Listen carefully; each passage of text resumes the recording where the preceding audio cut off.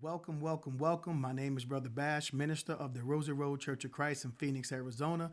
And I want to take this opportunity to thank you for spending a few moments with us today to talk about who has all authority when it comes to religious matters.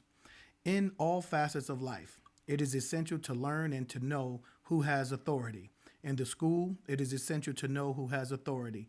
In the home, it is essential to know who has authority. In the workplace, it is essential to know who has authority.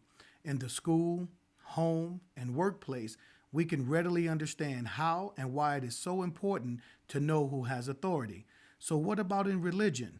We live in a religiously pluralistic society where there is so many different religious denominations and churches that it can become confusing as to determine who has all authority in religious matters today. Some might say it's the preacher, some might say it's the pastor. Well, is it the pope or the reverend? Could it be the church council or church traditions? Or what about some church manual or creed book that has all authority? Well, how would you determine the answer to this critical question, who has all authority in religion? Well, let's see what the inspired, inerrant, and infallible Word of God has to say about this subject. First, Jesus Christ has all authority in religious matters today because he created all things. The Bible teaches in Colossians chapter 1, verse number 16, by him all things were created that are in heaven and that are on earth. John chapter 1, verse number 3 says, nothing exists that Jesus himself did not create. And we also find in Colossians chapter 1, verses 17 and 18, he is before all, therefore in all things he is to have the preeminence. Since he created all things, Jesus Christ truly has all authority. Second, Jesus Christ has all authority in religious matters today because he came down from heaven. The Bible teaches when Jesus came down to the earth, those who heard him preach were astonished at his teaching, for he taught them as having authority and not as the scribes. Matthew chapter 7, verses 28 and 29. The God of heaven announced, this is my beloved Son, in whom I'm well pleased. Hear ye him. Matthew 17, verse number 5. But everyone who will not hear him shall be utterly destroyed from among the people, as told in Acts chapter 3, verses 22 and 23.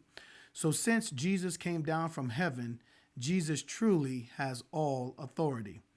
Third, Jesus Christ has all authority in religious matters today because he was raised from the dead. After his resurrection and before he ascended back into heaven, Jesus proclaimed, all authority has been given to me in heaven and on earth. Matthew 28:18.